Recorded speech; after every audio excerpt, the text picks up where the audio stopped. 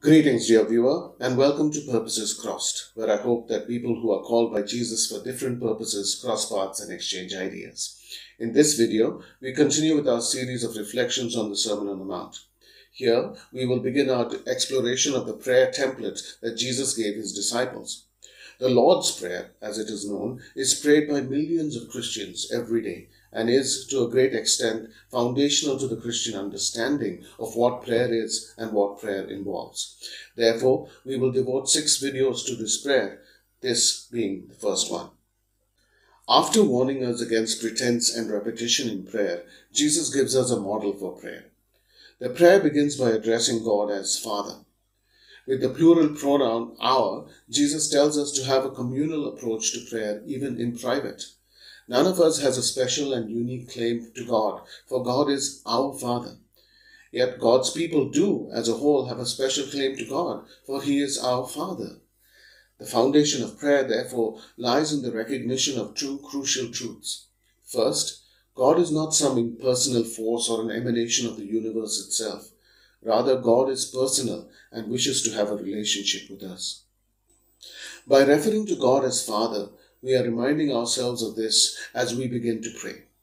Just as a human father, at least the more conscientious ones, are favorably disposed to their children and do whatever they can to benefit their children, so also we approach God with the declaration that He is our Father and therefore favorably disposed towards us, and He works for our benefit. Second, God invites us into a family.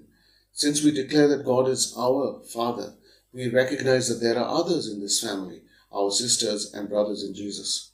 Each of us is not brought into a family as only one child, but as one among many. Jesus also tells us to remember that God is in heaven. This is not to be understood in a spatial sense. God is not up there somewhere. Rather, as the third of these videos will indicate, heaven is the place where God's will is done without opposition. God reigns in the heavens, where His will is never opposed, never thwarted. This serves as a twofold reminder. First, we are reminded that there is a realm where, unlike the broken world in which we live, God's benevolent will is done without question.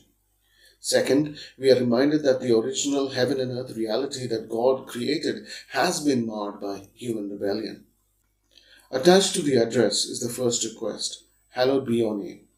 This solemn request guards us against thinking of God as Father with presumption. We are called to remember that we are people who bear God's name in the world. Because we claim to worship Yahweh, the world will look to us for the portrait of Yahweh.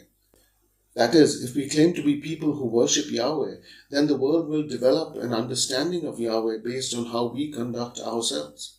If we act in certain ways, people will conclude that we do this because of Yahweh's character.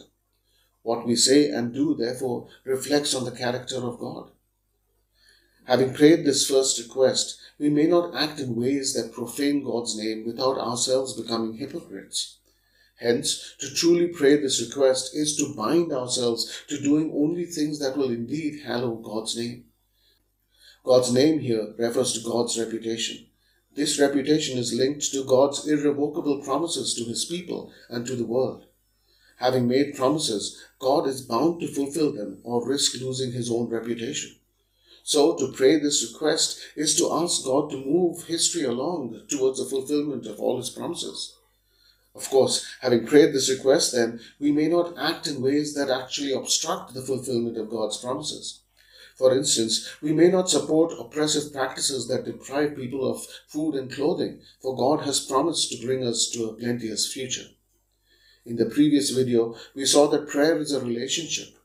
In the context of a relationship, words become as swords, cutting both ways. We may pray for blessing, but in doing so, we commit ourselves to act in accordance with that blessing. We saw this in this video.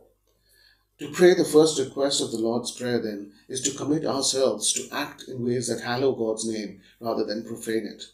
This responsibility accompanies prayer, but God entrusts it only to His people.